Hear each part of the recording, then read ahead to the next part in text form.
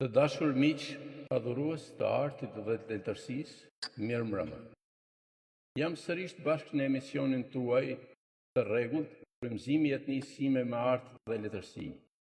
Unë jam Gëzim Ajgeraj dhe si gjithmonë pranë meje në këtë udhëtim letrar është bashkëeditoria ime e mrekullueshme zonja Prenda Sejdia. Mirë se vjen zonja Prenda. Mirë se gjejmë zot Gëzim. Mirëmbrëma të gjithë shikuesve tanë besnik. Jam shumë e entuziazmuar sonte që jemi kthyer për një episod tjetër.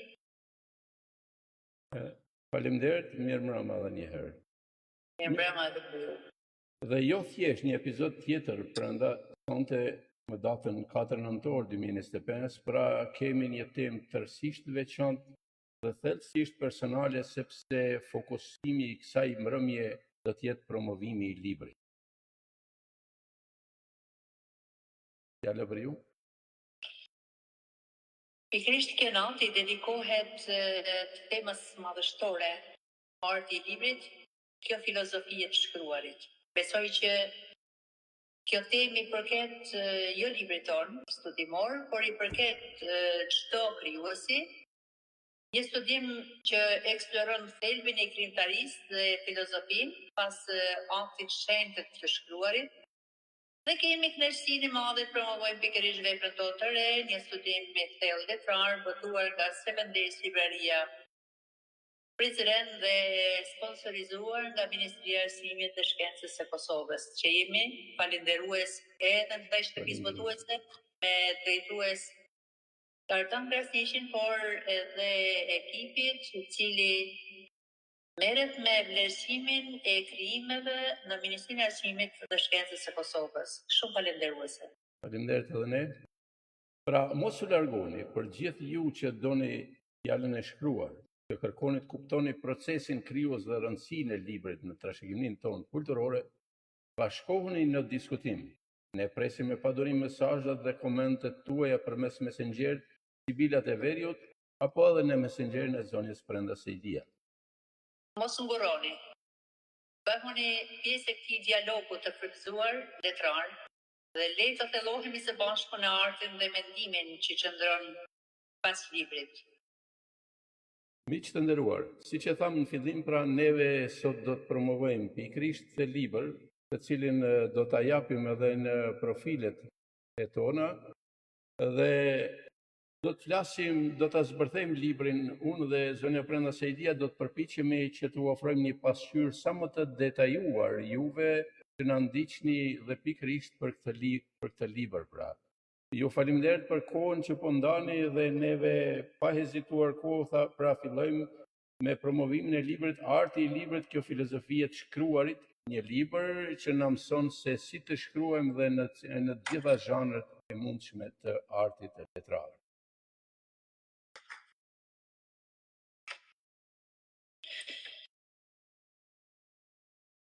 Para se të nisim të flasim për librin, nuk rrim pa përshëndetur edhe recensenten e këtij libri, bashkëpunëtorja jonë e kahershme, zonja Edrieta Gjini. Falënderuesi për zonjën Edrieta. Si dhe lektoren Marsita Golli Sejdia. Gjithashtu bashkohemi se përshëndetim.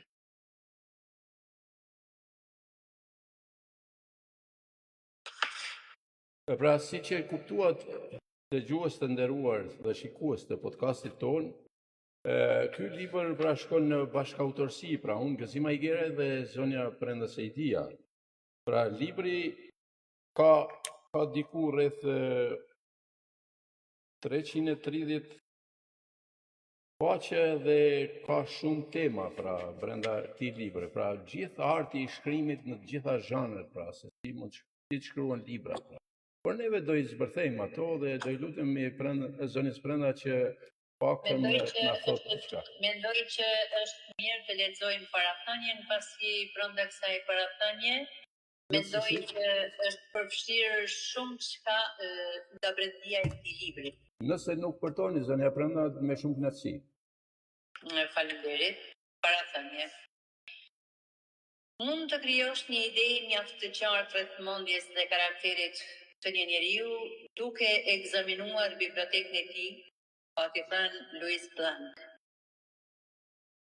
Në fakt, përthënjet shpesh për të nderuar shkriptarët të tjerë, përdorim thënjet e të tjerëve dhe jo tonat. Arti të shkruarit sa i shenjtë është dhe mjeshtria e cila është burim frymëzimi për jetën, dritën e dijes dhe vizionin, si burim për zhvillimin e mendjeve të së ardhmes së shoqërisë njerëzore. Ky libër është i strukturuar në mënyrë që të ndihmojë lexuesit për të kuptuar se si përfshihen brenda kësaj vepre tema kaq interesante me arsyetim rigoroz brenda çdo teme, që përfshin njohuri mbi ndërtimin e çdo zhanri pothuajse në mënyrë mjaft specifike. Qëllimi i ndërtimit të kësaj vepre është sfidues për të ndihmuar lexuesin ose më saktë krijuesit duke i orientuar drejt zhanrit që synon dhe të eksplorojë ide të reja, me orientime e argumente të qarta, duke përfshirë hyrjen në trupin përfundimin. Pra, si përmbajtje sjell përmbajtjen e temës dhe një pamje të përgjithshme të asaj që nevojitet, ku vjen në mënyrë argumentuese bazuar në literaturë europiane, duke ofruar reflektim mbi argumentet dhe i përmbledhur në pikat e nevojshme. E theksoj se njëra prej koncepteve të forta është rëndësia e argumentit, pasi është i qartë dhe i strukturuar në përfshirjen e përdorimit e definicionit qartë të termave dhe ideve. Përpiqen të nxit krijuesit të vinë më konkretisht me krijimet e tyre, bazuar në standarde e nivele të larta dhe duke qenë në mënyrë instinktive brenda kritikës ndaj vetvetes, për të sfiduar supozimet e tyre. Si krijues tani mbi 3 dekada gjysmë, qysh në rinin e hershme, takimi im me librin, me literaturat e ndryshme, sa do të kufizuara të kohës, për mua sikur çdo ditë hapeshin porta të reja të dritës, të cilat gjithnjë më shumë me të ligjin drejt një e më shumë, po hapeshin horizonte të reja, cilat krahas vizionit, po më hapnin edhe një huri brenda të cilave kisha dëshirë të thellohesha çdo ditë më tepër në labirintet e thella dhe horizontet e hapura të letërsisë. Gjithnjë më shumë po i qasesha librave, dhe jo vetëm lektyrave që i kishim obligim në programet tona shkollore, por dhe libra që ka përcenin mbyfishin e moshësime. Dhe ky fenomen sikur shumë herë në raport me moshën më kishte bërë të futesha mes librave që ndoshta për mua ishin edhe të pakapshëm situatat caktuara. Por se ky sinim, kjo përpjekje dhe ky angazhim bën që shumë herët të hyja në botën e më të rriturve. Në raport me moshën dhe ky veprim, sikur po më frymëzonte për një rritje që të parakohshme në botën e librit. Ishin këto ylberet e dritës së dijes, që po më hapnin vazhdimisht libra, e unë përpiqesha që çdo ngjyrë të atyre ylbereve të dijes t'i kapja pik për ta kultivuar e vendosur diku në arkivat e memorjes sime. Pra, i gjithë ky angazhim im në këtë moshë, sikur mbolli tek unë një dashuri të thellë për librin, për dijen dhe dëshirën për ta njohur jetën dhe botën përmes tij. Por se guximi drejt një qasje të tillë në atë moshë ishte edhe pak i prishëm.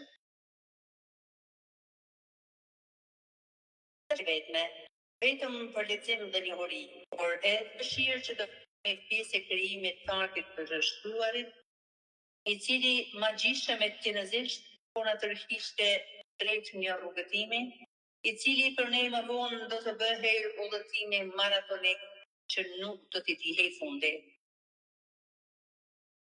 Janë vjeshat e rinisë së hershme, të cilat her pas here mbushnin fletorët tona, e që nga një herë edhe përpjekuar në ndonjë revistë gjenin dritën e botimit, qoftë për vlera, burokraci, apo dhe censur që ishte shumë e ashpër në kohën që po i referohemi. Sigurisht se kjo ishte kohë formimi, përgatitjeje, shkollimi, por dhe sprovë, për të bërë hapa dhe në zhvillimet në arti letërsi, për krahas kësaj Shire në ngacmon të dëshira për të gjetur literatura adekuate e profesionale për artin e shkrimit të librave. Kërkesat tona asnjëherë nuk kanë gjetur rast që hasën një literaturë specifike për artin e shkrimit, apo filozofinë e ndërtimit të librit të filozofinë e tij. Asnjëherë nuk gjetëm asnjë udhëzues a libër që kryesisht do të merrej me mësimet në detaje përgatitjeve dhe shkrimit të librit. Sigurisht se librat e gjuhës japin edukimin dhe përvoja japin mësime për stilet, zhanret e artit të shkrimit dhe përgatitjen e intelektualit një krijuesi që nesër do të hyjë në botën e librit. Por ajo që ne faktikisht po kërkonim, s'do i gjenim në tregun e librit. Ndoshta kjo ka qenë edhe ideja që ne të na bënte gjithmonë kërkues dhe do të na nxiste që një ditë të hynim një studimi të tij. Është dashur shumë kohë, vite, dekada madje, kërkime, studime, por dhe përvojë bagazh që do të na jepte se jo. Edhe një të drejtë të jepnim edhe një hurit, përvojat, të gjithë bagazhin ton letrar, për të hyrë në botën e këtij libri, për të përcjellë shembujt tanë për artin e librit dhe filozofinë e ndërtimit të tij. Le të shërbejnë këto leksione tona që gjendet brenda këtij libri, për ata që duan të hyjnë në botën e librit duke ndjekur kriteret që kemi përcjellur si mesazhe porosi brenda këtyre 48 temave të studimit ton për një letërsi moderne bashkëkohore e për të arritur majat e letërsisë.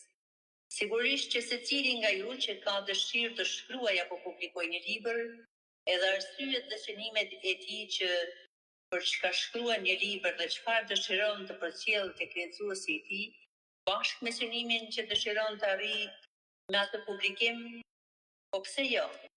Edhe një melhem shpirti për autorin në stile të caktuara. Dhe për të krijuar një libër, pos përgatitjeve dhe njohurive paraprake shkollore, përvojat e këshillat, por dhe udhëzimet janë më së rëndësishme në një rrugtim të krijimit një libri, të cilit të zhanër që dëshirojmë të shqasemi. Dhe për të krijuar një projekt librari apo libër të çdo zhanri, do të na duheshin dhe këshillat dhe përvojat hulumtuese për ndërtimin e strukturimin e një libri me vlera dhe të suksesshëm, që do t'i servohej lexuesit të gjerë. Dhe ti, që po e lexon këtë parathënie të këtij libri, ke edhe arsyet e qasjes suaj për të shkruar, duke pasur gjithmonë brenda jush vlerësimin se pse ja vlen të shkruash. Dhe falë kësaj zgjidhje që ju e vlerësoni, keni vendosur të shkruani edhe libër.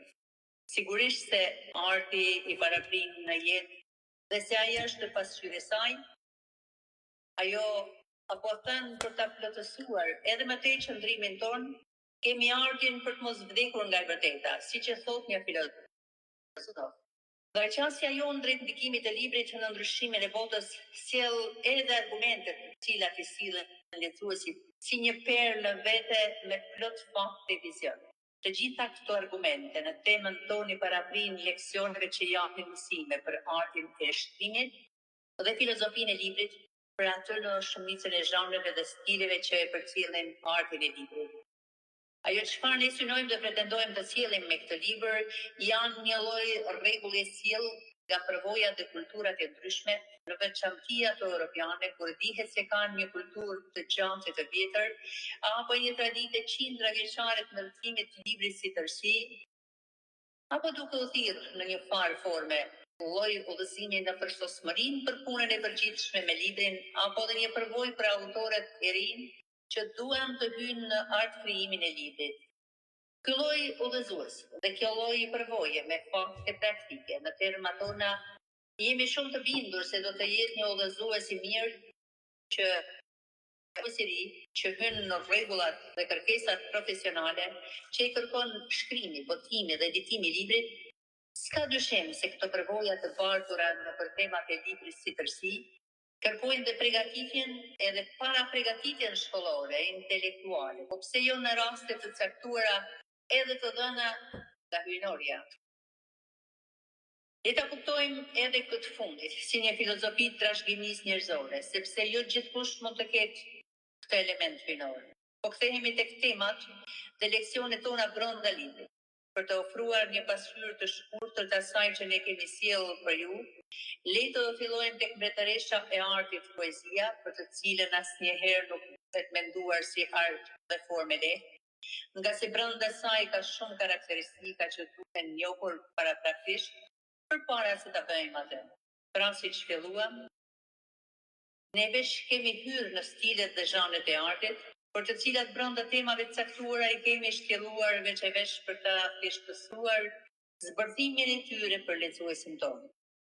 Poezia, romani përfitur, tregimi i shkurtër, si një art ideal për rrugtimin për hyrjen në botën e shkrimit, artin e eses, romanin për të rinj, romani historik, romani i krimit, romani fantazis, romani erotik, romani romantik, fabula, novela, ditari personal, drama, libër për fëmijë të rinj, arti pamor dhe libri, ekfrazat, rrallat, format dhe strukturat e recensioneve, utopia, tregimi horror si art, por edhe si libër gatimi, biografitë e monografitë, arti publicistikës dhe gazetaria, ekspozeja, ditar apo raportimi, analiza apo recension, sak familjare, një libër këshillues, një libër për fantashkencën apo libra fiction, anekdota, kujtimet, distopia dhe arti i saj, rolin e redaktorit, recensentit dhe lektorit e tjerë.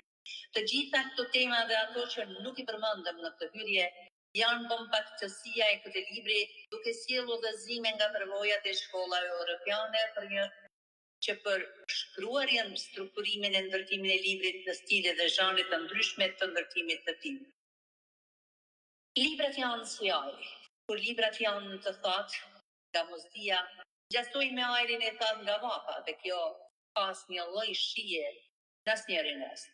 Edhe librat janë si atmosfera, pra shtresa që të mbajnë pezull nga dendësia apo fuqia e rëndesës, pra cilësia. Përbërja e tyre, librave cilësor, është produkt i mendjeve e lirit.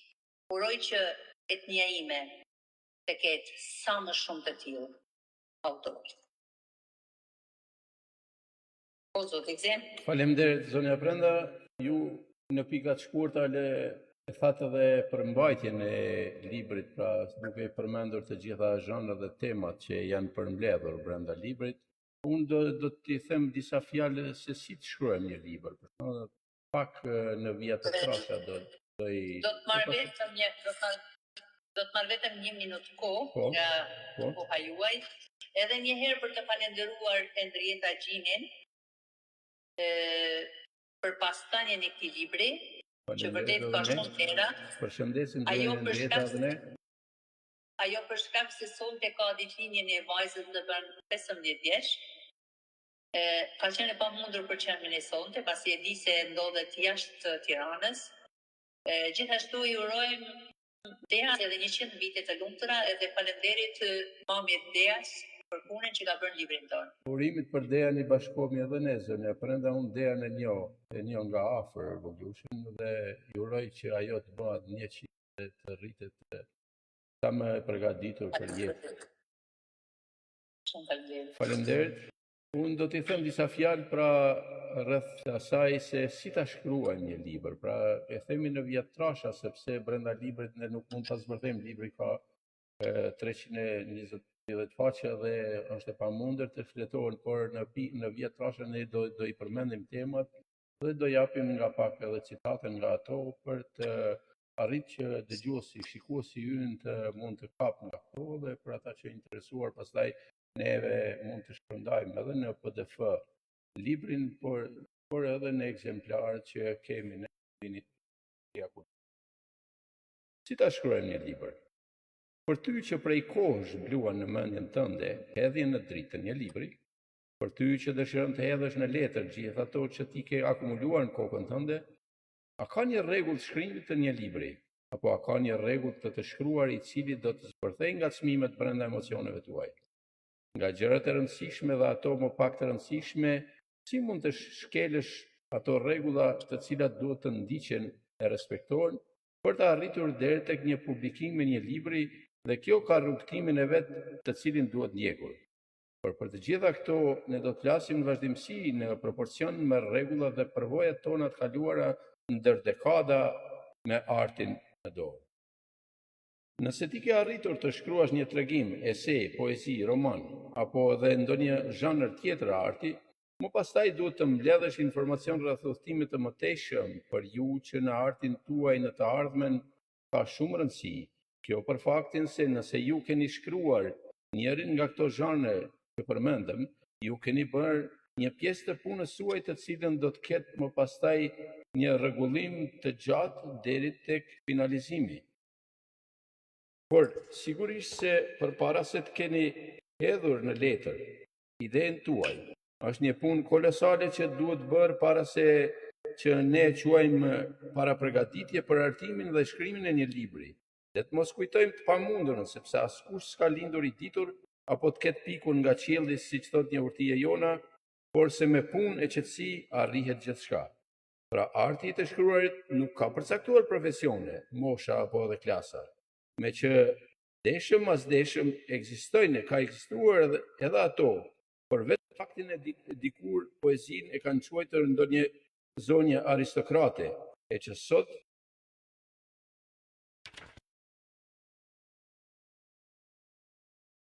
kërkojmë falje shikues të nderuar, sepse her pas here duhet merrem edhe me teknikën dhe duhet të menaxhojmë edhe teknikën drejt për drejt duke prezantuar edhe përpara juve, pra shpresojmë në mirë kuptim. Pra arti i shkrimit të një libri sot për sot nuk është ndonjë sekret i cili do të përcaktonte profesionin e autorit. Ai sot mund të jetë letrar, avokat, prokuror, mësues, sociolog, albanolog, profesor, inxhinier, anvise, fermer e tjerë. Sot gjithçka varet nga vlera dhe niveli që sjell autori. Pra një pikë shumë e rëndësishme dhe brenda temës së librit. Sigurisht se një temë apo një libër vlerësohet për nga niveli dhe dobia që sjell ai për opinionin dhe lexuesin e gjerë. Ai gjithmonë bazohet për shtypjet dhe brezat që lën tek lexuesi. Vlerën dhe dobinë që i sjell, sa arrin të ngacmojë emocionalisht lexuesin e tjera elemente. Por e gjithë kjo që tham, është bota e krijuesit e cila gjithmonë reflekton përgatitjet dhe parapërgatitjet e tij të një formimi paraprak deri tek ato që përmendëm këtu. Por le të prekim temat kryesore të përgatitjeve dhe e para përgatitjeve paraprake duhet sjell ato përpara jush si një udhëzues dhe një shkollë që të paktën duhet të njohur mësuar përpara se të hyjmë në rrugtimin të tillë të artit të shkrimit. Faleminderit, zonja Prenda. Nëse do na thoni ju diç.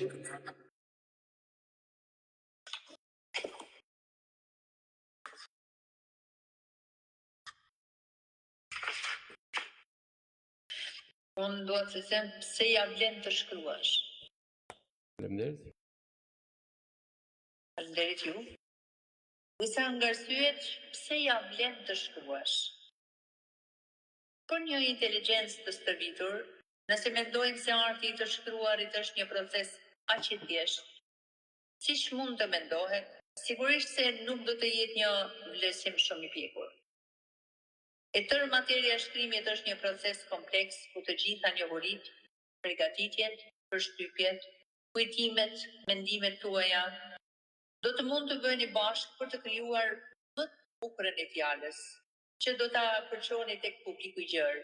Sigurisht se puna me fjalën kërkon një përqendrim ekstrem, sepse lidhja e tyre duhet të bëhet në mënyrë sa më profesionale, të mundshme dhe sa më tërheqëse. Një logjike domosdoshme, e cila edhe do sillte formulime logjike në shprehje dhe fjalët tona brenda rreshtave të librit. Pra për autorin është edhe një stërvitje dhe trajnim i trurit, i cili do të ketë efekte anësore, por edhe përgatitje njohuri të gjendshme, risë dhe jetësor përgjithshme. Pse të mos themi se ju përfitoni zgjuarsi e jeni gjithmonë produktiv dhe inovativ në jetën e përditshme. Shkrimi si terapi. Në përfazat e jetës njeriu shpesh mund të ndjejë edhe kriza të cilat në raste të caktuara bëhen stres, probleme e deri në krisa, të cilat më pastaj reflektojnë në goditje që na bëjnë të ndihemi jo të qetë, nevrik, të mërzitur.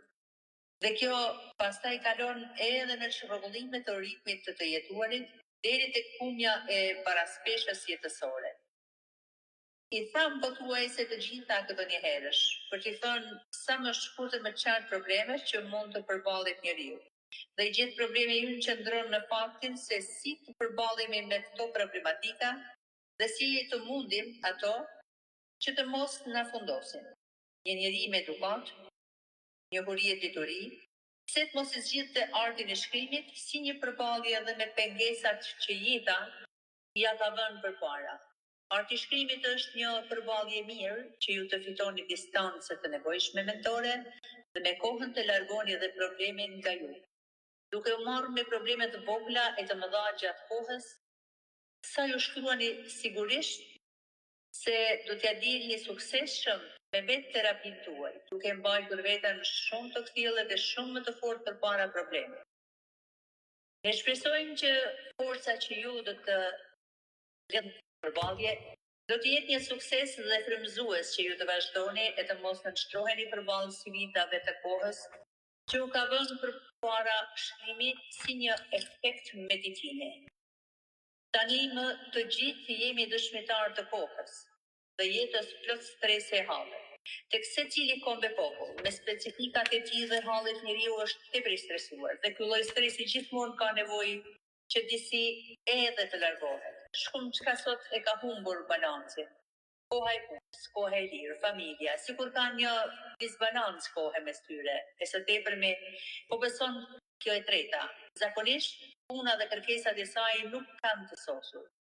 Por do bëhen më shumë kërkuese në këtë kohë, dhe koha e lirë e cunguar gjithnjë më shumë i ngultohet orbita e rrëfimit.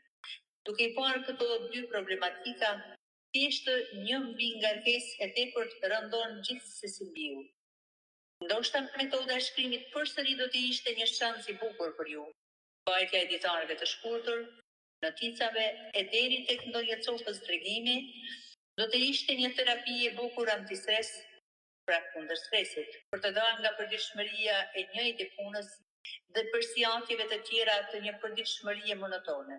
Dhe ky ritëm i shkrimit me kohën do ta ketë edhe efektin e vet të largimit tuaj nga ai lloj monotonizmi, e që do të ketë një efekt relaksues, për të mos thënë plotësisht një meditim që me kohën do t'u tërheqë gjithnjë më shumë.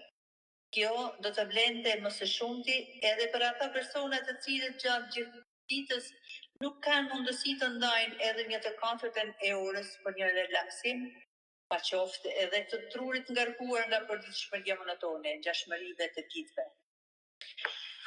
Shkrimi si mjet i rritjes së empatisë.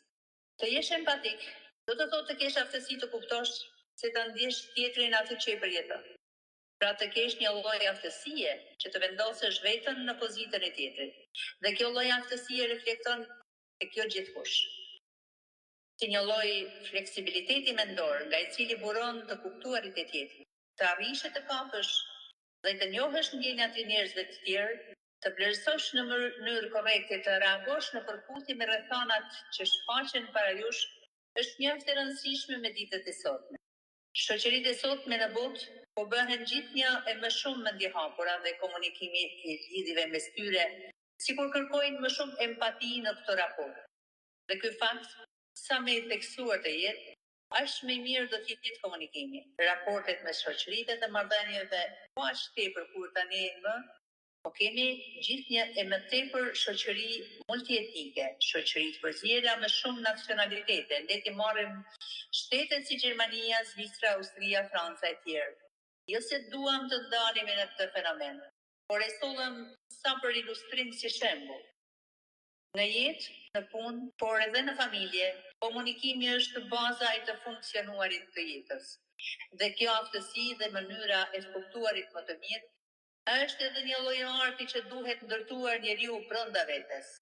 Dhe për një njeri që fillon e shkruan, që shkruan për ndjenjat personale, për ndjenjat e tjerëve, që hyn në një botë ku personazhet e tij flasin e komunikojnë nëpër librat e tij, sigurisht se ai person ne ka shumë më të lehtë gjetjen e aksesit komunikimit, edhe për të tjerët në jetën e përditshme. Dhe komunikimi i tij avancohet çdo ditë të reflektuar një empati të lartë të vlerave të kuptuarit me tjetrin. Empatia është aftësia për të kuptuar ose ndjer atë që një person tjetër po përjeton. Do me thënë aftësia për të vendosur vetëm pozicionin e tjetrit. Në shqiptare të keqardhje ose ndjeshmëri, për kufizimet e empatisë përfshin një gamë të gjendjesh dhe gjendjesh emocionale. Zgjerimi i rretit dhe njohja. Fillimisht, derisa ju shkruani librin tuaj, do të dukeshit i vetmuar. Por kur ju tani më keni shkruar historitë tuaja, i keni shpalosur ato brenda librit dhe nisin e publikohen ato si në libra, media, revista, rrjete sociale, gjithnjë më shumë do të rritet edhe rreti juaj. Pra ju do të gjeni edhe rretin tuaj të entuziastëve që do të ndalnin përvoja, por edhe do të mbështetnin në rrugën tuaj. Ju do të gjeni edhe grupet që merren me shkrime, shoqata të ndryshme, botuesit të ndryshëm, deri tek një rreth i gjerë i lexuesit që ju t'jekin. Kjo do të çonte në rritje të vazhdueshme të hapësirave dhe njohjeve tuaja. Njohjet me autor të ndryshëm, takimet në orë e aktivitetet të ndryshme letrare, që janë mundësi e mirë në pasurimin dhe shpërndarjen e përvojave tuaja me miq. Koha dhe puna juaj në vazhdimsi, në artin e këngëtarisë, do t'ju krijojë hapësira gjithnjë e më të mëdha, dhe se ju, një ditë me sukseset tuaja, mund të jeni ai drejtuesi i grupeve letrare, revistave, apo edhe të suksesve tuaja dhe hapave që ju do të bëni me penën tuaj. Faleminderit. Faleminderit zonja Prenda për kujdesin që treguat dhe mundin.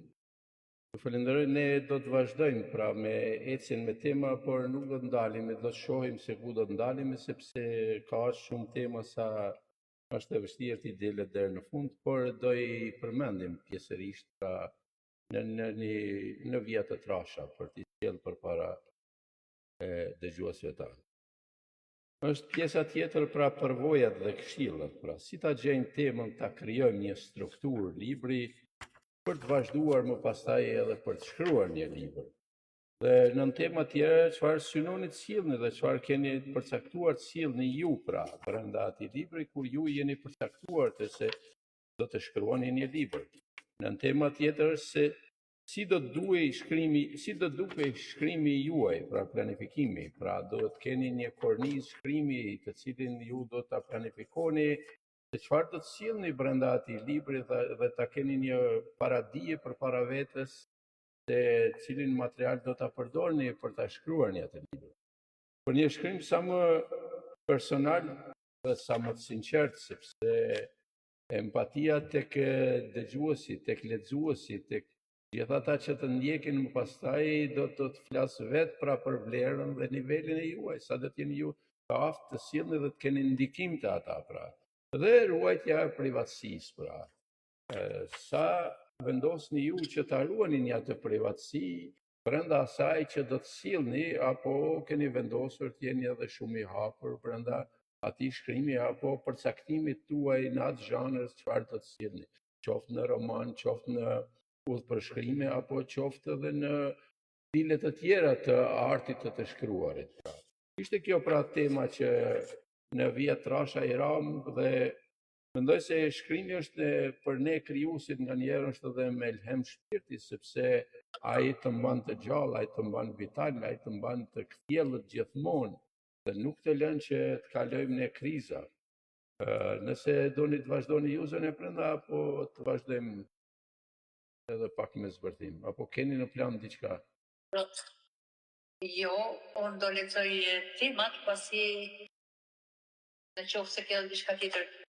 Jo, nuk do të shkoj unë më tej tek shkrimi me elhem i shpirtit, sepse do të kemi kohën pastaj, do të kemi mundësinë që të kemi edhe tema të tjera, pra të gjitha janë të rëndësishme këto tema dhe sigurisht se në vazhdimsi ato pastaj Janë gjithnjë më të rëndësishme për ata që janë të interesuar të shkruajnë, sepse duhet të mësohet.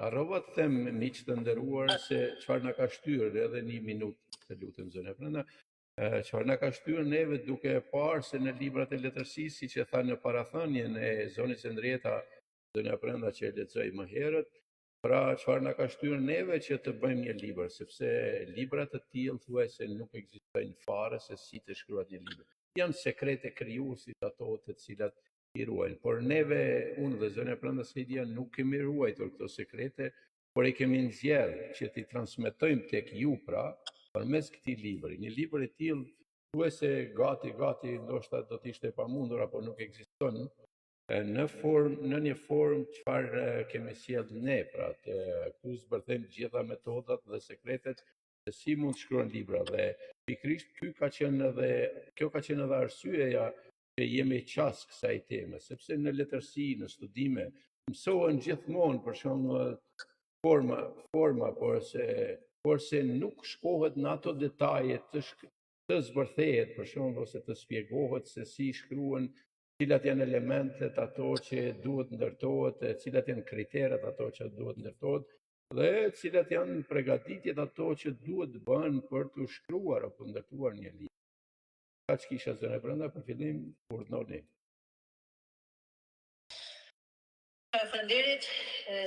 Unë do sjell temat që përmban libri, pasi besoj që është e vlefshme për krijuesit të dinë se çfarë përmban libri, derisa ne po bëjmë një lloj promovimi përmes valëve të radios tonë, por të dëgjojnë edhe temat për të kuptuar nëse dikush do të shkruajë një roman, dikush do të shkruajë një ditar, dikush një lloj arti tjetër.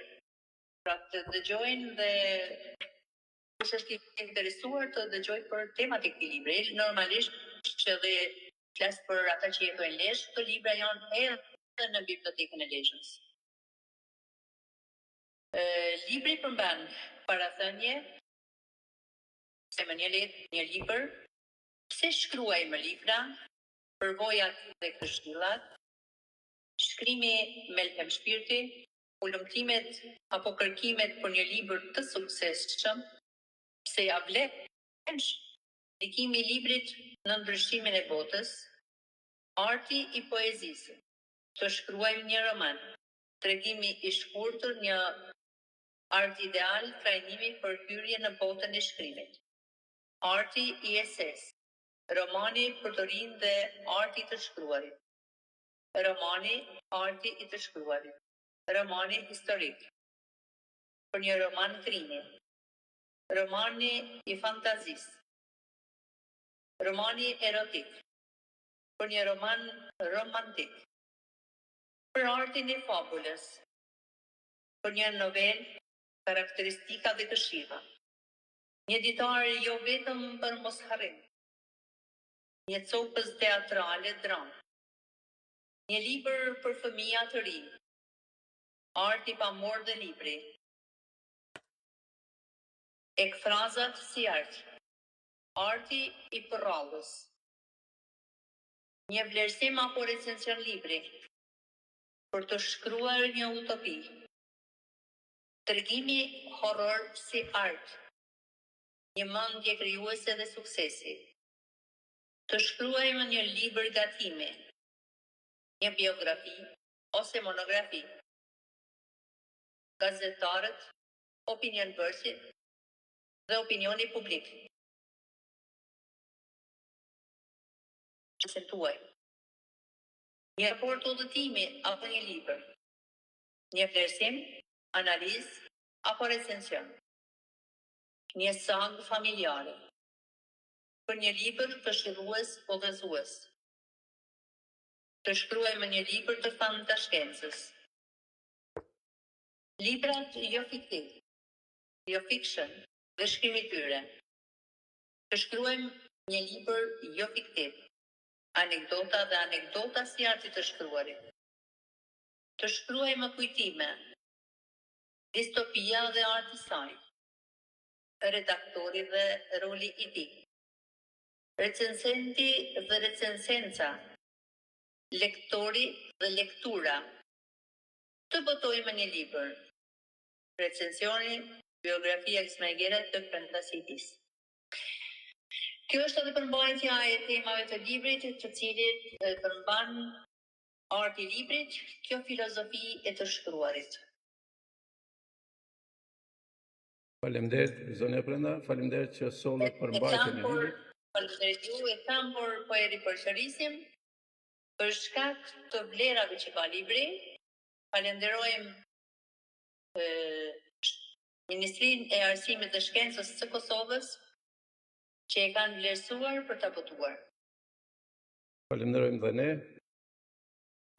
Ju falenderoj dhe juve zënë e Brenda që sollët përmbajtjen e këtij libri, pra në libër diku janë 47-48 tema, të cilat unë e kam thënë qysh herët edhe në prezantimet e mëhershme kur është përmendur dhe është cituar ky libër, se këto mund të jenë 47 ligjërata 2 orëshe për secilin profesor të universitetit që do të mund t'u jepte studentëve të tij. Sigurisht se duhet punohet, duhet zgjerohen këto tema, por përfaqësisht zot Gzim, sepse unë po duhet citoj një 30 sekonda. Unë kam qenë shumë më herët, jo këto kohë, shumë më herët, kanë qenë grup intelektualësh, por jo shkrimtarë. Dhe kur binte llafi për mënyrën se si mund të përgatitej një libër, pra ishin intelektualit, ishin zyrtarë shtetëror, dhe thonë si përgatitet një libër, si shpjegohet që nuk është një libër për të mësuar se funksionon. Pra, për të qëndruar sa më larg burokracive. Dhe ky libër besoj shumë mirë që ka ardhur në kohë. E them ka ardhur në kohën e duhur, dhe pse e them kështu? E shohim që në hapësira shqiptare 1 në 3 shkruan. Pashka dina se nuk jam unë eksperti i kësaj fushë për të thënë se ti duhet shkruash dhe ti jo, por e kuptoj shumë qartë, e shumë mirë, se kush mundet dhe kush nuk mundet. Atëherë, për të mos i thënë askuj mos shkruaj, unë biles përkundrazi edhe në për këto shkolla ku kam shkuar gjatë kësaj periudhe, sidomos gjatë muajit tetor, e kam thënë më të madhe, përpiquni të pikasni, sepse po kaloj nga një temë në tjetër, ka shumë vjetëshmëri. Përpiquni të pikasni ata nxënës që munden të shkruajnë ese, mundin të thurin poezi, mund të shkruajnë një porrall, sepse gjithmonë një pyll është ndezur nga një shkëmbi. Dhe kjo është shumë e nevojshme, madje e domosdoshme që tek breza tjerë sidomos të kihet më shumë kujdes për t'i sjell në fushën e krimtarisë. Edhe këta krijues që kemi sot. Shoqër që i kemi, por unë kam thjesht si thua edhe ti gjithmonë zot Gzim, që njeriu gjithmonë do përpiqet ta përsos fjalën, të përsos vargun, të përsos shkrimin. Çdo ditë duhet të njohë ngritjet e vetja, të lexoj sa më shumë libra, jo të çdo lloj autori, sepse të tharton, por të atyre autorëve të cilat vërtet në letërsi sillen esencë. Kjo do të ishte shumë e vlefshme, gjithë këtë bisede thash në lidhje me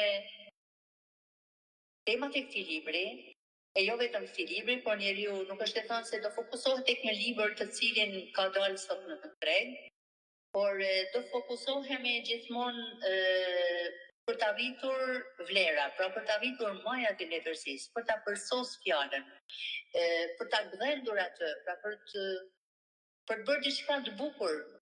Jo hajtë të bëj diçka sot, thjesht se më mungon edhe unë le të jetë si dojnë, çfarë do niveli të jetë, do e bëj sepse mua më përmbush. Do të përmbush sot, por do pendohesh në një ditë tjetër dhe thua sikur mos ta kisha bërë fare, do ishte edhe më mirë. Faleminderit zoti Gzim.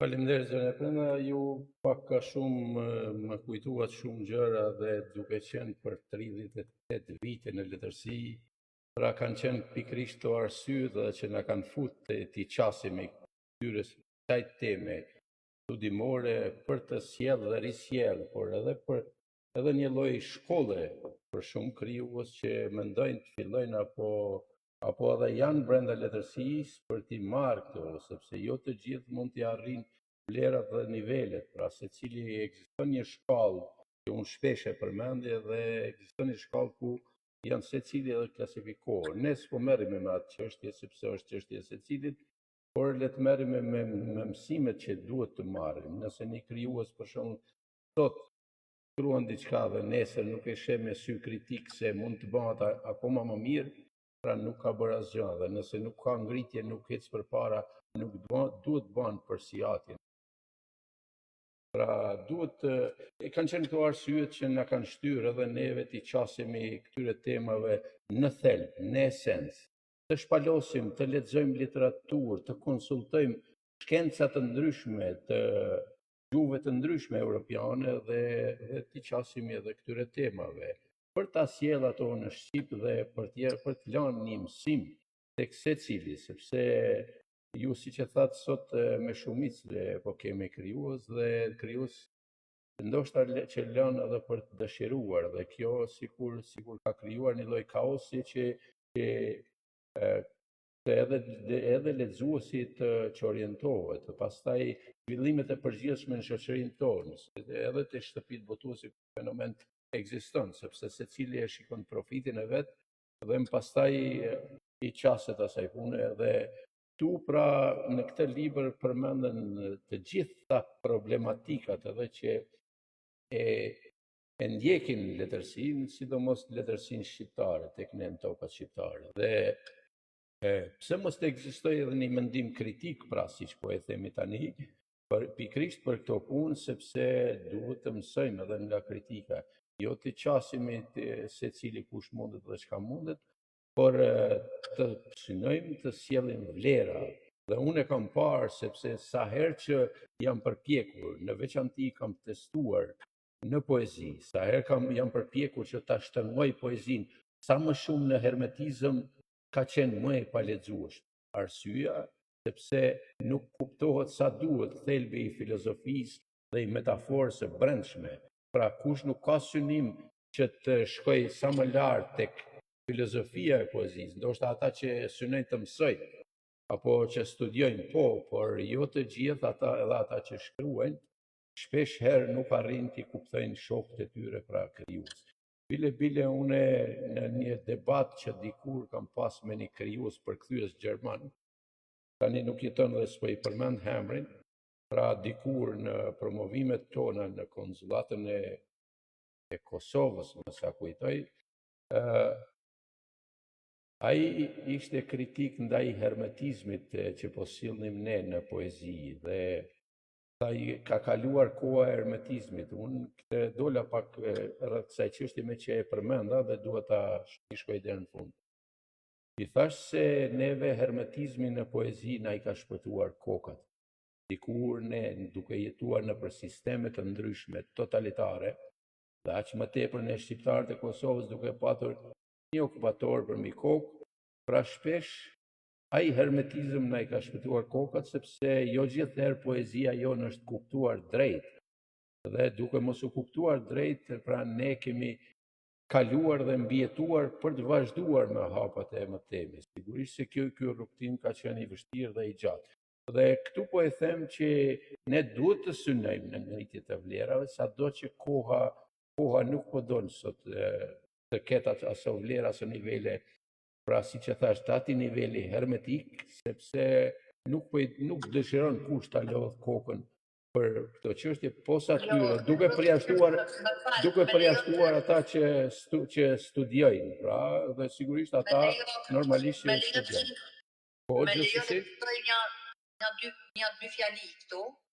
Pa tash me të ndërprerë, sepse brenda vazhdës suaj, të cilën mund të flasësh me ditë tëre për letërsinë, për poezinë dhe vlerat e saj, elementet e saj po ashtu, por ka një dallim tek hermetizmi që është shkruar në Kosovë shumë vite më parë dhe poezisë që është krijuar në Shqipëri. Unë jam shumë e bindur dhe e di shumë mirë sepse stilet e poezisë i kam studiuar, madje edhe unë jam përfituese e atij programi i cili për shkak të librit shkencor që unë kam bërë mbi elementet e poezisë, jam sponsorizuar dhon për këtë dhe unë jam vërtet jam krenare për këtë gjë, por duhet ditë të një gjë, mbi atë që unë e thash, kam studiuar kaq shumë mbi poezi. Është një diferencim shumë i madh nga krijuesit shqiptar dhe ata të Kosovës. Po fjalë nga krijuesit e vjetër, po them. Jo të sotëm, se sot në Shqipëri kemi qenë shumë të prirur nga letërsia ruse. Kjo do thotë që ne vdesim për këtë rimën që s'më hyn punë fare, pasi rima nuk të jep mundësinë për të bërë një poezi të fuqishme në filozofi, psikofilozofi dhe metaforë. Edhe në rim mund të përdorësh metaforën, por nuk ka shans për të qenë aq e fuqishme sa poezia hermetike, sepse poezia hermetike përdor një fjalor shumë të fuqishme, ndërsa rima don përshtatje, don ta lajë lule, edhe nuk në fakt tu për mua gjatë kohëve të fundit, do me thënë pas 7 vjetës po them. Më i miri dhe më i arriri për të gjithë shqiptarët dhe më i pranueshëm është Tro Agolli, që ai ka qenë shumë i prirur mbi rimën. Shumë pak njerëz e kemi kuptuar Tro Agollin. Pra, jo shumë pak, po jo të gjithë e kanë kuptuar, sepse ai në mënyrë filozofike ka qarë hallet e popullit përmes vargut, përmes fjalës, duke i krijuar dherave, por në këtë kontekst ai shumë ka folë për sistemin komunist sa duhet vërtet në kohë për ta studiuar çdo fjalë, çdo varg që ai e ka thënë përmes fjalës jo të lirë. Po ashtu keni thënë edhe ju që jeni detyruar për të mos e përdorur poezinë në rim, keni përdorur vargun e thyrë që për mua është shumë e fuqishme. Ju keni vërtet poet, jo shumë as ju, por keni poet të cilët janë të paharrueshëm, siç është Ali Podrimja, Azim Shkreti, Tahir Desku. Nuk janë të shumë, por keni. Faleminderit, zonë Brenda. Unë do të vazhdoj pak aty ku mbetëm. Falë për ndërhyrjen, po sigurisht se ne e dim se në sisteme kemi kaluar ne në Kosovë dhe jo në Shqipëri. Pra, deri në vitet 90-ta tek ju në Shqipëri është deshti i këndohet Partisë Punës dhe Pushtetit, dhe ka qenë tepër e vështirë, gati e vështirë që të sillen rryma të ndryshme letrare, të cilat do t'i thyenin ato rregulla, sepse ka qenë syri i katërt ka qenë në ndjekje gjithmonë. Pra, ndërsa tek ne në Kosovë, përpos ndjekjes, megjithatë, kjo tek poezia jo e rimës, siç e tham, ka ekzistuar një lloj fshehtësie prapa këtyre rregullave të hermetizmit dhe është krijuar goxha fort një lloj bombe e brendshme brenda poezisë, e cila më vonë shpërthente, pra të gjithë ata që e kuptonin, arrinin të nxjerrnin. Dhe këtu po duhet të them edhe një element shumë të rëndësishëm, sepse ne shqiptarët, sidomos brezat, pra nga vitet 70-ta tek ne, por edhe te ju edhe më herët, të frymzuar kryesisht nga rilindja kombëtare, pra kryesisht në rim, dhe duke menduar se vetëm ai stil pra do të na kënaqte, dhe kemi krijuar edhe këngë ndonjëherë në vend të poezisë, pra të tillë.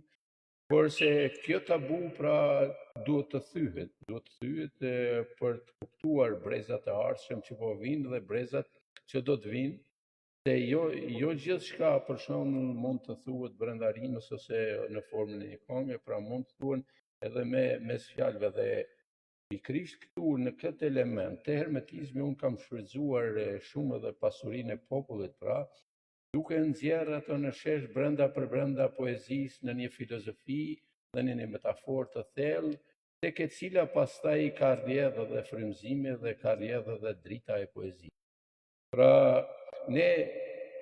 ne duhet të çlirohemi nga shumë rryma paraprake për të parë më gjerë, pra dhe për të vepruar e për të krijuar më gjerë. Me që nuk dua të dalë më tej nga tema, sepse po largohemi nga tema e librit, por dua të mbetem tek libri dhe të rikthehemi atje për të vazhduar me pjesët tjera, pra, nëse do të na lexonit apo do të na shtoni klub. Edhe nëse folëm për poezinë, edhe brenda librit është tema e poezisë. Po, gjithsesi. Nuk jemi shumë larg asaj, edhe shqyrë që janë këto promovimet, jo vetëm në radio tonë, por edhe në radio të tjera, edhe në ambiente publike, ku promovohet një libër, por jepet mundësia për të ngritë problemet e mëdha që ka letërsia.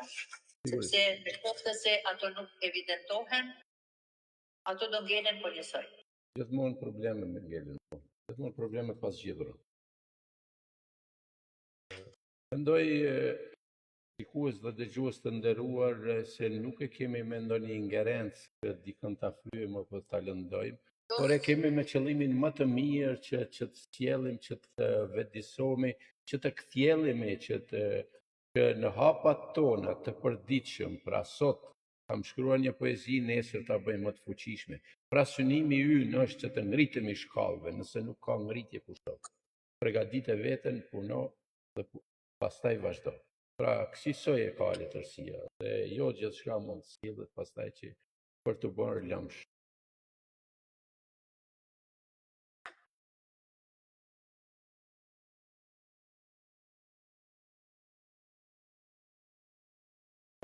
Do na flisni diçka rreth ndonjë pike të caktuar në brenda librit, zona e brenda, apo do të shohim çfarë po zgjedhim? Do kisha dëshirë të lexoj një faqe që thotë shkrimi është melhem shpirtit. Faleminderit. Dhe besoj që për çdo krijues, çfarëdo zhanri qoftë ku gjen veten ai, është vërtet melhem shpirti, sepse janë ca momente të cilat përfshin. Janë ca momente që ato që ti mediton, ato që mendon, i hedh në një fletë me atë punën tonë dhe bën edhe të tjerët të merren me ty. S'ka gjë e bukur është për çdo krijues. Por nuk kelet vetëm në këtu kuadër, pasi janë edhe lexuesit që shumë nga ata e gjejnë veten tek shkrimi. Është normale se askush nuk shkruan për veten, se në rast se shkruan veç se për veten, ti do i shkruash në një fletore, e do i mbyllesh aty në një kuti, e do i lexosh sa herë që ta ndjen nevoja shpirtërore flas. Por në momentin që ti publikon atë krim në një rrjet social apo në një libër, revista, gazeta apo dikun, ti nuk e krijuar më për veten, por e krijuar për të gjithë. Shkrimi melhem shpirti. Melhem shpirti apo edhe kronikat të së ardhmes. Nëse do kërkonim bazën e dijes dhe zhvillimit të së sotmes, sigurisht se janë merit e punës së të kaluarës brezave. Dhe sigurisht se secili brez i krijuesve apo dhe atyre që ndihmuan zhvillimin e njerëzimit i kanë kontribuar kohës. Duke analizuar këtë që i tham, i takon çdo brezi për të dhënë brenda mundësive të veta. E para për epokën që jeton, dhe dyta edhe për brezin që vit pas. Së dyti, një kronik kohe a një histori e identifikuar përmes shkrimit, e dokumentuar në kronika, libra historik, apo edhe të natyrave të tjera të artit, do të ishte më shumë se një kronika, një mësim edhe për brezat e të ardhmes. Dhe kjo do të ishte më shumë vlera. A nuk jemi edhe vetë ne ata që kërkojmë gjithmonë ku dhe si ta gjejmë pa qoftë edhe një fletë të vetme si dokument nga lashtësia, për ta përdorur atë për nevojat e argumentet e të sotmes, A nuk është e rëndësishme dhe faktuese kjo që po e bëjmë ne si krijues në kronikimin e të sotmes? Sot për sot, është e vështirë për të arritur diçka e madhe, apo për të bërë histori të mëdha.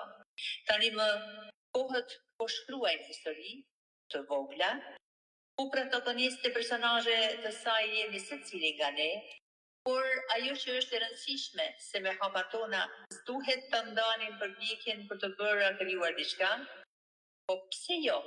Shkrimin dhe artin të kthejmë në melhem shpirti. Këto kombe të ngarkuara për njeriu. Le të kronikojmë edhe ngjarje të bukura, ditë të lumtura të gëzueshme, si ato të arritjes qëllimeve tuaja jetësore, apo edhe sukseseve të cilat kanë peshë për ju e shoqërinë.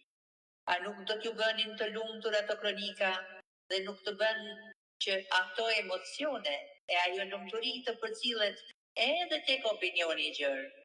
A nuk na japin këtë pamje pozitive emocionuese për ekzistencën tonë si njerëz? Dhe sigurisht se shija jonë ka nevojë për më shumë për të ushqyer me melhemin pozitiv, sepse vetëm asisoj do të ishim të lumtur e të qetë, lot motivacion për jetën.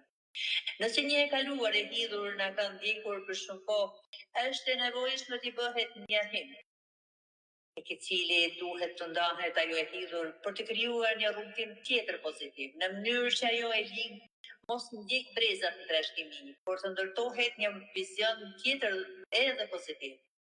Pra, a nuk është kjo që tham një pikë melhemi që duhet të ndërtojmë dhe ne krijuesit për të sotmen dhe të ardhmen?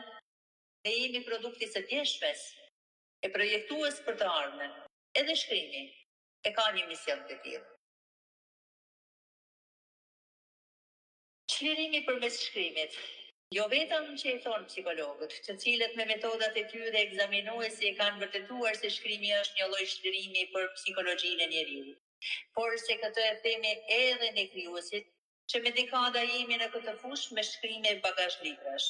Është më së vërtetë se sa herë që shkruajmë arrim të nxjerrim një vepër arti për te neve.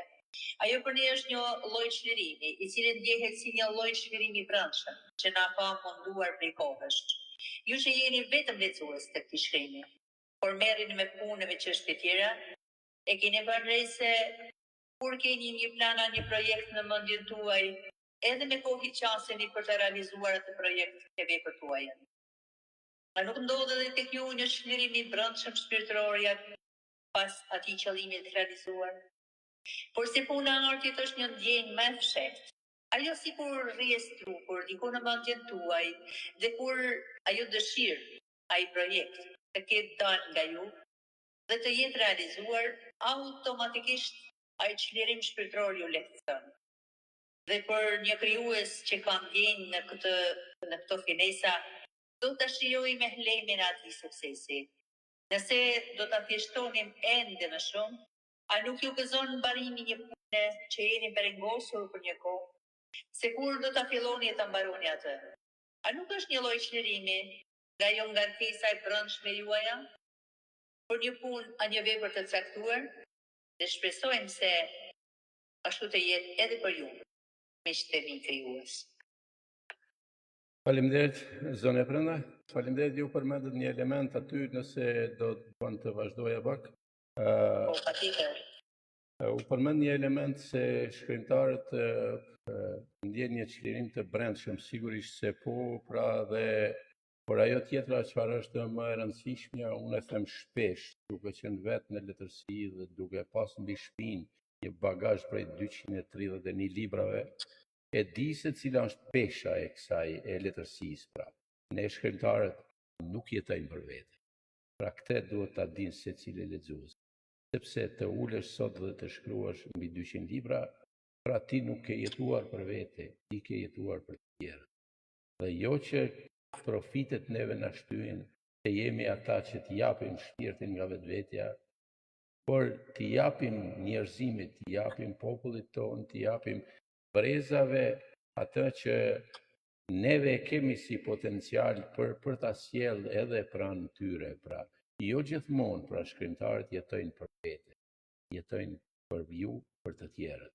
Pra, pikërisht është kjo filozofi që Shumë kush mund ta mendoj se neve kënaqemi, neve kemi profite, neve kemi levërdi, apo edhe gjëra të tjera që as pak nuk në. Por është ajo dëshira dhe dashuria për t'i dhënë njerëzimit, për t'i dhënë popullit, për t'i dhënë kombit dhe atë dheut, pra për t'i shërbyer atij qoftë edhe me penë. Pra. Ky pra ishte shumë një element i rëndësishëm që doja ta thoja, sepse rrallë mund të kapet ose rrallë mund të thuhet ndonjëherë nga kriju. Faleminderit zone Prandar. Faleminderit ju. Për te çlirimit shpirtëror dhe detyrës. Si dëshmitar i ngjarjeve të mëdha, por dhe ndryshimit e epokave në Ballkan, me tekst të veçanta të në Kosovë, ku dhe një robëri totale që e kishin falë qëndresës popullit, luftës dhe ndihmës miqve, ndryshuan epokat. Nga një robëri totale në një liri për popullin shqiptar të Kosovës, por se ti ndryshimi epokash, pati dhe ngjarje lufta të mëdha që ndodhen hapësirave të Kosovës. Sigurisht se u bë shumë sakrificë, shumë munde përpjekje, luftë, dhe shumë gjatë. Të gjitha këto dhe shumë çka që nuk përmendem janë ngjarje të kësaj epoke, dhe si dëshmitare e kronika të kohës, a nuk janë të nevojshme të shkruhen gjitha të ngjarje, gjitha i gjak që u derë. Pra ishte detyre jona si krijues, por dhe si detyre çdo krijuesi për të kronikuar kohën dhe ngjarje. A nuk do të ishin këto ngjarje një barë ngarkesë për çdo krijues. Në të kundërtën, do t'i ngeleshim borxh të ardhmes, dhe secili brenda hapësirave dhe mundësive duhet të përgjigjej kohës. Së dyti, gjitha i akumulimi ngjarjes brenda mendjes së një krijuesi, si barë ngarkesë që ishte, a nuk ishte nevojë të dilte për të hynë të kronikave dhe librave, për të shërbyer brezave dhe njerëzimit, pa folur për rëndësinë dhe peshën tjetër që mbajnë publikimet e këtyre ngjarjeve. Si krijuesi shkrimtar, kam pas fatin që të shkruaj edhe monografi lufte, të cilat për mua post që kanë qenë barë rënd dhe ngarkesë kanë qenë dhe kënaqësi, sepse të paktën kam arritur që edhe unë si krijues të vë kontributin tim në kalan e lirisë së popullit tim. Më kanë përcjell dhimbjet, guxinë, por dhe krenari e kënaqësi. E mbi të gjitha, një çlirim shpirtëror me një melhem për mua për punën time krijuese. Sepse në fund të fundit e kishim një borxh ndaj atëut, të cilin borxh nuk donim ta mbanim andrydhnim brenda vetes, por ta shkruanim, kronikonim diku për të nesërmen. Pra ky ishte një lloj argumenti gjithë asaj që sollëm e cituam më lart në temën tonë. Le ta kuptojmë, akceptojmë se si një çlirim shpirtëror nga borxhi që i kemi secili vendit tonë. Këshillat i përvojës. Le ta provojmë së bashku, ju lexuesit e mi, të fillojmë të shkruajmë ndonjë thënie, citate apo edhe tekste. Le të marrim çdo ditë nga 10 e 15 minuta dhe le të sprovojmë veten. Jam shumë bindur se me kohën ky trajnim do të zgjatet dhe ju do të jeni gjithmonë e më të fokusuar. Në fillim, do të duket një lloj ngarkese, që sesi jo dhe e lehtë si sprov, por me kohën ju do të fitoni motivin, forcën, dëshirën dhe dashurinë deri në një mishërim me shkrimin. Le ta kuptojmë ashtu edhe ta provojmë. Ju gjithsesi me kohën dhe shkrimet tuaja do të ndjeni edhe një çlirim të brendshëm, i cili me kohën do hetohet edhe nga vetë ju. Le ta provojmë së bashku, pa u friksuar në fjalën dhe mjeshtrinë e saj. Të tjerat, bashkë me suksesin, do bëhen motiv për ju. Suksese miqtë e mi. Faleminderit zone Prandar, faleminderit për këto elemente që sollët pra dhe lexuat për para auditorit tonë. Sigurisht se këto janë shumë të vlefshme, këshilla të vlefshme për ata që apo kanë nisë të krijojnë apo dhe janë brenda letërsisë, por kanë nevojë për përvojat edhe të tjerëve, dhe sigurisht kjo përvojë është shumë e vlefshme për secilin krijues që merret me artin e shkrimit, dhe si e tillë pra kjo përvojë është mirë të transmetohet, të hulumtohet, të kërkohet dhe të merret edhe nga vetë krijuesi, pse jo, sepse njeriu nga përvojat edhe mëson. Pra këto përvoja të gjitha bashkë me gjitha elementet që përmban ndërtimi një libri dhe rrugtimi që i ndjek krijuesi deri tek libri, pra gjenden brenda këtij libri dhe janë shumë të nevojshme të shfletohen, të ulëmtohen, të kërkohen dhe të mësohen pse jo, sepse njeriu në jetë gjithmonë mëson, pra edhe në vitet më të thyra të jetës së tij ai do të mësoj vazhdimisht. Pra, do të jemi ata që e akceptojmë dijen, sepse nga njerë themi se i dim të gjitha, dhe në momentin kur themi se i dim të gjitha nuk dim asgjë. Por gjithmonë duhet të vëhemi në kërkim të dijes, të dritës dhe të përvojave, pra. Faleminderit nëse keni ndarë diçka zonë Prenda nga libri përsëri. Jo, tani nga libri kemi çfarë ndajmë sepse janë 28 tema, ne do na duheshin minimalisht 96 orë. Por besoj që ja kemi arritur qëllimit në një farë mënyre. Po sigurisht se ka ikur në një orë. Para unë do t'jap një njoftim të një nga miket tona që është poete, e cila më ka shkruar në inbox dhe më vërtet për këtë lajm më ka ardhur shumë mirë. Ne jemi këtu në këtë radio zoti Gzim së bashku që po bëhet gati një vit tashmë, jo vetëm për veten tonë, por ne jemi për miq e mikesha nga ne jemi të hapur gjithmonë. Dhe dua të flas për Blerina Tullumbi. Unë në fakt nuk e kisha parë në rrjetet sociale, ndoshta për shkak se unë gjatë këtyre kohëve kam qenë shumë e zënë. Dhe sinqerisht nuk e kisha parë, më shkruan. Brenda të përshëndesë, uroj të jesh mirë. Do doja të njoftoja se unë fitova kupën botërore në letërsi për versionin roman familjar çmimi i dhënë në Hollywood nga International Impact Book. A mund të bëni thot një shkrim në gazetën tuaj? Kjo arritje nuk është vetëm e imja, por e gjithë letërsisë sonë. Unë në fakt e kam bërë me shumë kënaqësi dhe shumë shpejt.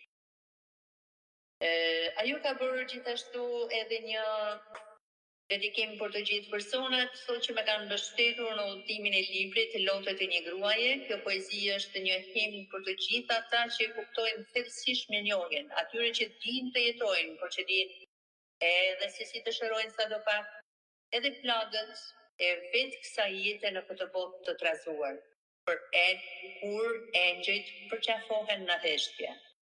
Nga Blerina Tullumbi, Francë, 10 tetor 2025. Kur engjëjt përqafohen në heshtje, në shikimet e një dielli mbushur plot shi, shkrihen edhe plagët të bëhen ylbere, ndriçojnë botën në gënjeshtër, botën në ngjyrë gri. Grisen si tantella humnera të tërave të minje. Dhimbja thyhet pas dimrit, në kërcitje agimesh.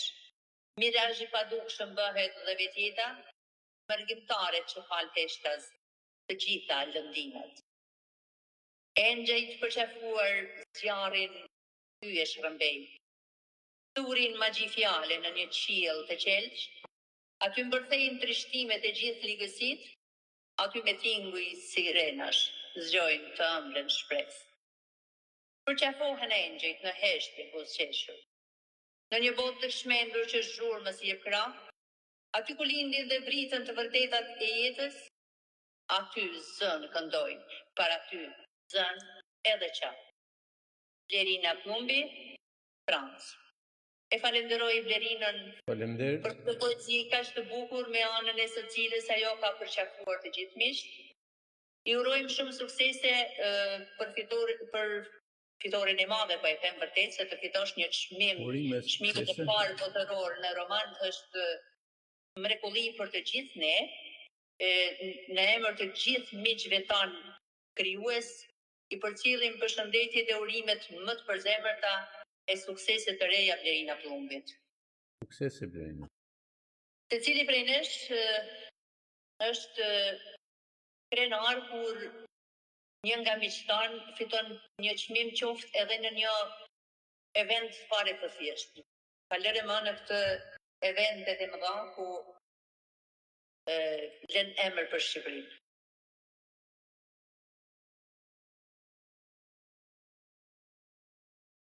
Kemi thënë që në radion tonë është një radio promovuese. Javët në vazhdim do kemi 2 promovime në të cilat kemi qenë prezent, zoti Gzim. Alo? Po, Do kemi në radion tonë do kemi 2 promovime që tashmë e dim. Në njërin kemi qenë bashkë, në tjetrin kam qenë unë. Në Lesh. sigurisht se po. Njëri është libri i Zotit Pjetër Pjetër Gjokës. Po. Marku. Pajtimet, Ky mision i shenjtë i kombit. ky mision i shenjtë i kombit, bravo, dhe Portritja e një familje e shkruar nga John Gjoni.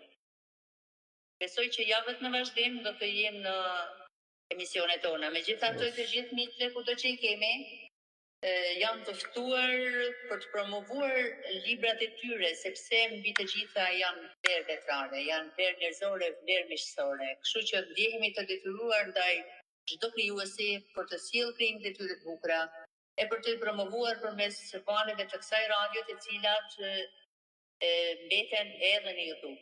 Kjo është e bukura e kësaj. Gjithsesi, ne në këto promovime do t'i kemi edhe personazhet nga afër, pra presojmë të kemi edhe zotin Pjetër Gjoka, apo edhe zotin Petrit Gjonin, që të na flasin për këto libra, apo dikush tjetër, pra sigurisht se do të kemi edhe një mysafir nga baza e atyre që kanë botuar dhe na flasin nga afër, megjithëse ne në njërin neve jemi edhe redaktorë dhe recensent dhe kemi çfarë të flasim.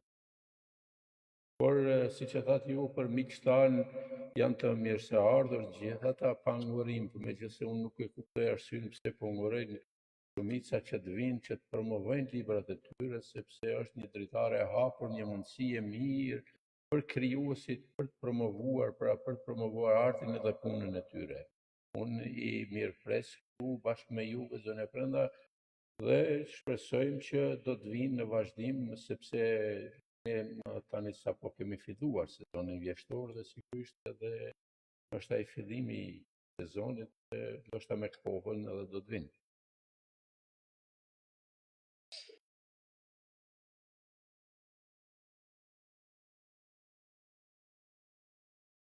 Nëse mendon që nuk do të flasim më rreth librit, sepse kujtoj se nëse ke dëshirë kujtoj se dhe shikon që diçka, unë jam shumë e bindur e thash edhe në fillim që ne na duhen 96 orë minimalisht, e jo të flitet e gjitha në 60 minuta. Jo, është e pamundshme është kjo, prapë dhe por ne dham diçka nga libri thjesht për një lloj promovimi, për të kuptuar gjithë secili se çfarë gjendet brenda këtij libri. Kemi përcjell sekuenca të shkurtra, më shumë argëtuese, por edhe për të kuptuar pra siç e thash se çfarë ka brenda këtij libri. Unë e them se gjatë të ditëve na vijim, ne ftojmë Blerina Plumbin bashkë me romanin e saj për të bërë një promovim, pasi vërtet besoj që ja vlen jo vetëm për Blerinën, por besoj që do të jetë ngacmues për të gjithë krijuesit, që secili nga ata të shtojnë të nxjisen brenda vetvetes për të krijuar diçka të bukur, mos në nguruar për të konkuruar kudo, sepse nuk i dihet asnjëherë. Faleminderit, zonë Prenda. Që thamë pra të gjithë krijuesit janë të mirë pritur në promovime dhe ne jemi të hapur, ata mund të paraqiten, mund të përgatitin ato çfarë duan t'i thonë para auditorit tonë për të bërë edhe promovimet e veprave të tyre. Ne normalisht do kemi edhe të ftuar, siç e thash, përveç promovuesve, do kemi edhe të ftuar sepse është bukur dikush që ka çfarë jep nga vetja, të japin edhe ato. Blerina Plumbi thot, urime dhe suksese gjithmonë, zoni nderuar presidia dhe zoti Gzim Ajeraj. Zonja Blerina, faleminderit që unë joftove mike dashur. Më vjen mirë, e thash edhe më herët, do ta kesh brenda këtij podcasti gjithë urimet e stafit të Radio Sibilave të Veriut për fitoren e madhe që ke sjell, që besoj që do jesh një burim frymëzimi për të gjithë miqtan krijues. Unë sapo e thash, shkruani, punoni, konkuroni kudo, kur nuk i dihet. Ja Blerina Plumbi, një zë ndryshe, e mira mes nesh. Faleminderit Blerina. Faleminderit zënë Blerina. Faleminderit shumë. Po zoti Gzim, ke dëshirë të thuash diçka tjetër apo jo, do ta mbyllish? Edhe një herë lutjen time do ta ndaja me auditorin tonë dhe me miqtë tanë, sepse të gjithë duhet ta dinë se ne kemi materiale për promovim tonat shumë, por gjithsesi ne i lam hanash gjithmonë materialet tona, librat tonë, pra që ta themi më mirë, sepse ne që dini shikues dhe dëgjues të kësaj radio dhe podcastit tonë, tani më kemi votuar në këto kohë, pra diku 4 metafora dhe 4 pena të arta dhe 2 libra studimor dhe akoma nuk u kemi bërë promovim. Por vetëm një sekond, lutem. Kemi 5 metafora, 5 pena të arta. Po, edhe 2 të fitorit. Po, harrova këto të fundit të muajit të letërsisë. Dhe ne kemi çfarë të promovojmë, por them neve dëshirojmë t'u japim mundësi krijuesve që edhe ata brenda këtij podcasti të kenë të prezantohen, pra të prezantojnë artin e tyre dhe të promovojnë artin e tyre, sepse jo gjithmonë pra ekziston mundësia një promovimi në një sallë ku i mbledh 40 veta dhe e shohin 40 veta, ndërsa këtu e shohin 500, 1000 veta, 2000 veta, dhe kjo është një promovim akoma më i vlefshëm sa ai ku mbledhen 40 vet ose 20 vet për të bërë një promovim. Pra nuk dua ta ul nivelin e asaj, por dua të them se është një mundësi e mirë që nuk duhet nënçmuar. Pra kjo është arsyeja pse po e them pikërisht këtë. Faleminderit. Shumë faleminderit zoti Gzim. Me siguri kemi pas edhe miq që na kanë ndjekur zënë e brenda dhe nëse ka mundësi ti shikoni komentet apo mesazhet e tyre, bashkë edhe pëlqimet për të mos u mbetur borxh. Sa do t'i arrijm nuk e di, sepse unë kam shpërndar tek faqja ime, tek metafora dhe në përfaqe tjera dhe do ta kemi pak e vështirë ti mbledh të gjithë, por do të përpiqemi. Shpresja Zurnaci, gjithsesi ju jemi shumë falendërues, sepse ne i shohim që këta miq i kemi kaq pranë, kaq dashamirës, përcjellin kaq shumë dashamirësi e dritë nga shpirtra një farë borgje moral këtë sistemi. Por urojmë që të kenë shëndet, të kenë jetë gjatësi e shumë suksese në çdo aspekt jetësor, por edhe në letërsi. Shpesa Zurnaci, bashkësi, suksese, respekt për ju. Faleminderit mike dashur. Trande Balkuqaj, duroj sukseset më tejshme dashur mes, shumë faleminderit. Merikusi, urime suksese pa fundo diamant. Ju falenderojmë me shpirt. Përzemërsisht ju falenderojmë. Për komentet, për dashamirësinë që ju buron nga shpirti. Trande Balkuqaj, Merikusi, Marisa Leka, Nduetetaj, Shpresa Zurnaci, Abdyl Arifaj, Sibila Terrell. Faleminderit për pëlqimet, faleminderit për komentet. Gjithashtu në programin e sotëm, vështirë se kam arrit me i lexu, nuk më dalin komentet. Ardian Hasa, mbrëmja mirë, paqit tona herë të çdo copë kësaj jete, të mbushur me udhtim dhe dije së pashtershme. Shumë faleminderit. Miranda Troci Derti, mirëmbrëma, suksese pa fund, të falenderojmë me shpirt mike dashur. Merikusi, bravo mike me shmuar prancedia, të falenderojmë me zemër që je me ne, Meri. Blerina Plumbi, urime suksese gjithmonë zonjë nderuar prancedia dhe zoti Gzim Majgeraj. Faleminderit shumë e suksese për ju, gjithashtu edhe për ju. Zonja Blerina, të urojmë shumë suksese, faleminderit që na ke nderuar gjithë shqiptarët. Si do t'ja bëj nëse të dalin komentet zoti Gzim, apo të gjejmë një formë tjetër për t'i lexuar, sepse vjen keq. Duhet me të shkohet tek pjesa Sibilet e Veriut dhe unë po shoh nëse i kemi këtu pra tek të lexuat. Eri Kusin lexuat, Miranda Trocin gjithashtu, Po, Ardian Hasën. Eca Durnaci, mbrëmjet mirë, emision të mbarë. Mbarësi e dashur mike. Faleminderit që gjithmonë na ndjek e na shoqëron me shkrime, gjithashtu edhe na ndjek në emision. Boris Edia Shkoza. Mirëmbrëma për ju drejtues e Radio Sibila TV-ut, mirëmbrëma për dëgjuesit, urime për emisionin, suksese për ju dhe librin. Shumë faleminderit. Shëndet e mbarësi edhe për ju. Mirëmbrëma, suksese edhe bekime, thot Gjyste Çarku Bici. Suksese edhe për ju, zonje Fisme. Përshëndesim edhe ne, zonje.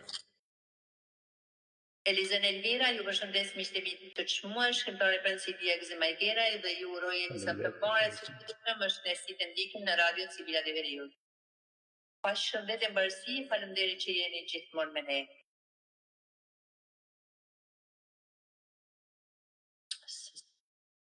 Sletoj do të emrat këtu më vjen shumë keq.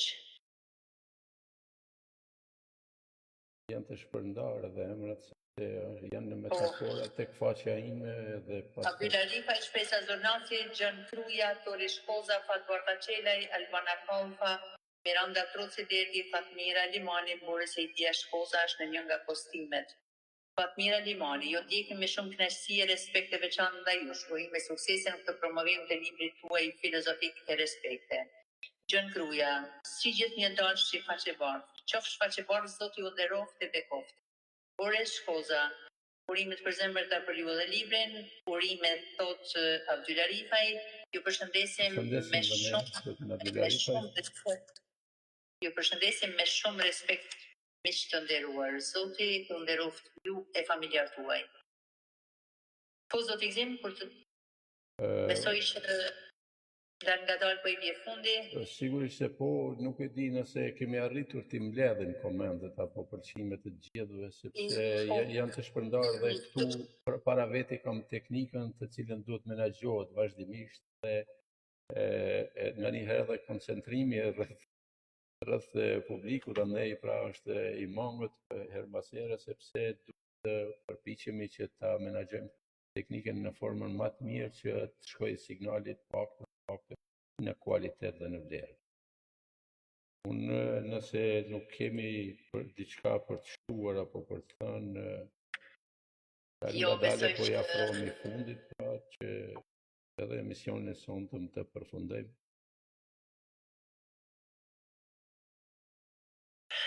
Të nderuar miq e dashamirës të Radio Sibila TV-ut, por të miqtan personal, faleminderit që ishit me ne sonte, ju përshëndesim përzemërsisht, ju urojmë një natë të qetë e një ditë të bukur nesër. Suksese në krijimtarinë tuaj të bekat. Miq të nderuar, ju faleminderit për kohën që ndahet dhe na ndoqët, sigurisht se kjo ka qenë një input I mirë për ju dhe një këshill e mirë, pra sigurisht se ky libër do të jetë një dritare shumë e madhe prej nga mund të shihet shumë në detaje për ato që kemi sjell brenda këtij libri dhe për ato këshilla që kemi sjell për artin e shkrimit. Unë shpresoj se do të jemi gjithmonë pranë jush me libra edhe më të bukur të radhës të cilët do t'i sjellim, por sigurisht se do të jemi së bashku në vazhdimsi dhe do të jemi ata që do të sjellim edhe input tek ju për krijimtarinë tuaj. Ju faleminderit për kohën që ndahet, një mbrëmje të bukur për gjithë ju. Natën e mirë.